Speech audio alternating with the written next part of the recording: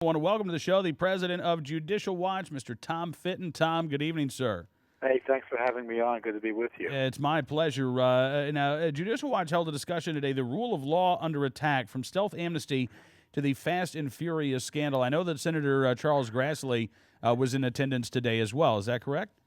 That's right. It was Senator Grassley gave an excellent talk, given details on the self-amnesty, which your listeners may know about, which is the Obama administration essentially granting amnesty on its own, not waiting for Congress to change the law. Of course, Congress wasn't going to change the law. That's why Obama moved in that direction. Mm-hmm. And then the Fast and Furious scandal, which your listeners probably know more about than I do.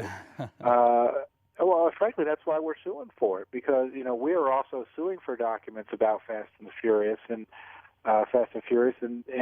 the government is been stonewalling us in extraordinary ways. And just because Congress has some documents on it, and I've talked to people, doesn't mean they have everything. And we need independent investigations. And I tell you what, your listeners should go to our website at judicialwatch.org and click on the link for Chuck Grassley's speech this morning at Judicial Watch, and he knows what he's talking about, and it's quite strong. Not only his arguments on the illegal immigration issue and the stealth behind-the-scenes backdoor amnesty, but Fast and Furious. His leadership's been excellent there.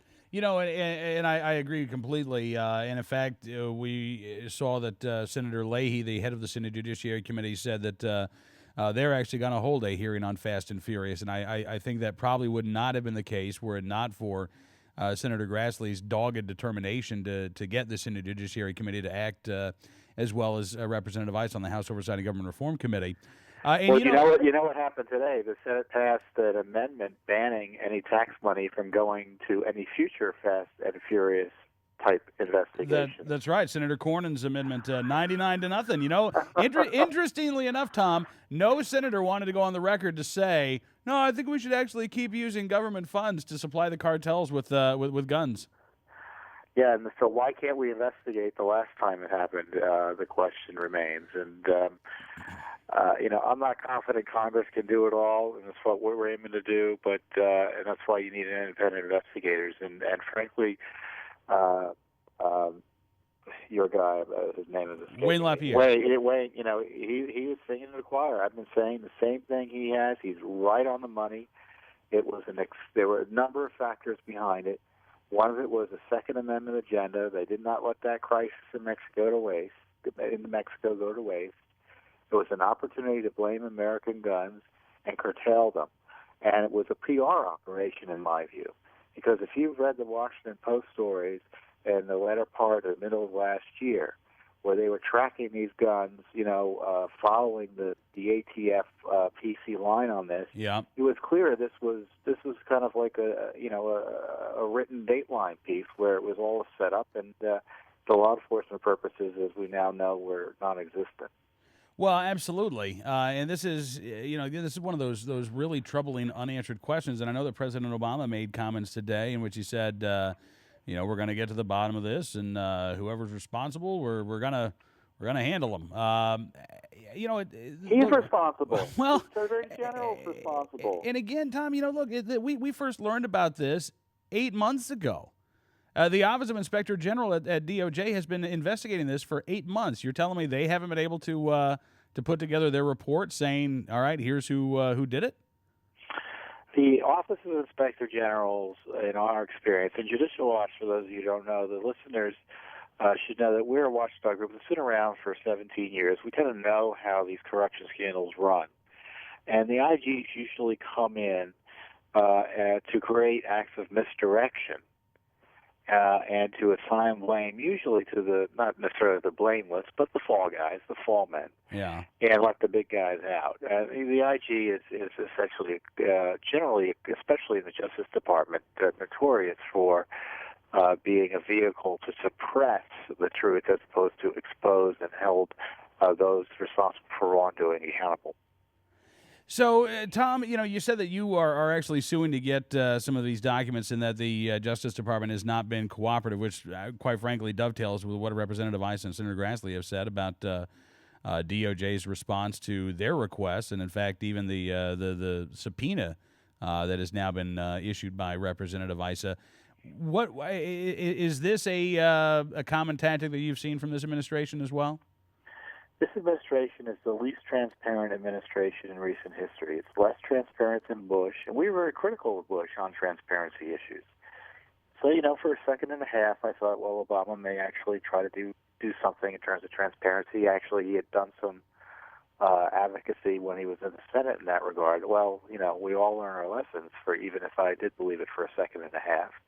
And the worst is the Justice Department not only is one of the worst agencies in terms of producing documents, but they're the ones charged with making sure all the other agencies are complying with the law and defending their withholdings in court. So, the agency that's supposed to be the designee by the president to make sure that his transparency directives are being followed stands athwart that. And and it's clear, there are other stories we have out today about believe it or not, a transparency workshop at the Department of Justice that the White House said we need to keep the press out of it. So they wanted a secret transparency workshop, and only a government official, only a political appointee could come up with that sort of creativity and that sort of mindlessness. But it's coming out of the White House. And let's be clear here. There's nothing that this administration does of note that isn't directed out of the White House quite closely. Well, and I guess that was going to be one of my next questions. I mean, given what we've seen with the Solyndra scandal, for instance, it's pretty clear that this, $500 million loan was getting a lot of attention from White House officials, possibly up to and including President Obama himself.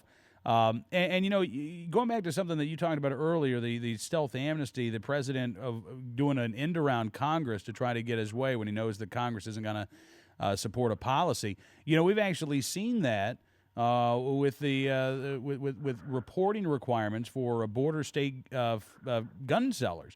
The Obama administration unilaterally decided it was going to impose new reporting requirements on these fellas, despite the fact that the Gun Control Act of 1968 prohibits the administration from making these additional demands on the FFLs. But, it seems to me that this administration has decided if it can't get anything through Congress, it's going to, A, call them a do-nothing Congress, and B, just try to become, I don't know if the word imperial presidency is what I want to use, but, I mean, it certainly seems like President Obama is no wallflower when it comes to seizing executive authority.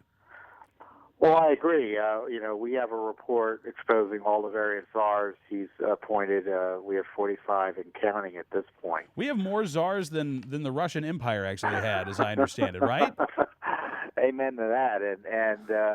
And we used to worry about judges making up the law as opposed to following it or applying it. And in the case of the executive branch, they're supposed to execute it. Well, they're now, they don't even wait for the judges to change the law for them improperly. They just do it themselves. And we've had this president, who has now 2 or 3 times, and maybe you can count some others, joked about or reminisced or ruminated on the possibility of how tempted he was to bypass Congress and do things on his own. And that might be, you might give someone a pass if they're just talking about it in the heat of the moment. But given what he's done on guns, given what he's done on amnesty, given what he's done on the NRLB, the Boeing, given what he's done on the internet, he is not waiting for Congress to do anything, and he's really following his, in many ways, dictatorial instincts. Unfortunately, he's a man of the hard left, and they do have these authoritarian impulses, and they don't like being bothered by democracy sometimes and the rule of law. It's a real crisis. And let me just say, I think there's a direct connection between this gun scandal, this gun walking scandal, and the border, because the border is in crisis. It's a crisis being made worse by the Mexican drug cartels in the South. Now, rather than point out that the lack of secure border is causing some of the problems, meaning creating the opportunities to market drugs and humans and traffic humans. Mm-hmm. They distract from that by blaming it on guns. Anything to distract from the fact that they have not secured the border, and of course the prior administration didn't either, but this has nothing to do, in many ways, with guns. It has more to do with not that I display, as I said, I do buy into the whole Second Amendment agenda here, or the anti-Second Amendment agenda, but you can bet they'd like nothing more than to blame everything. It's the Blame America First crowd, Right? and it's all an effort to distract from the fact that our border's not secure, and rather than talk about that, they want to blame America for sending guns to the South, which is absolutely ludicrous. Frankly, we couldn't send enough guns to the South in Mexico to make an impact on the Civil War. We don't compete with the Chinese and the other international dealers. There's just no way the U.S. is able to do that. No, and the cartels. So it's all a big joke. It's all a big joke. It is. I mean, I've got news stories of the cartels going into Honduras and cleaning out military armories, not once, not twice, but 3 separate occasions. The Mexican military is responsible, I think, through corrupt officials in helping to arm the Mexican cartels. But, again, as you say, the Obama administration doesn't want to have a real conversation about this. They want to blame America's gun laws. Tom, listen, I really appreciate you coming on the program so I could talk to you all night about this stuff. But I hope we can have you on again very soon. Oh, happy to do it. And, we got to stay informed about this. This gun walker thing ought to bring down the Attorney General in the least. Well, from your mouth, Tom, to the independent investigator's ears, whoever that independent investigator may be, appreciate you coming on the program, and we'll be talking again very soon.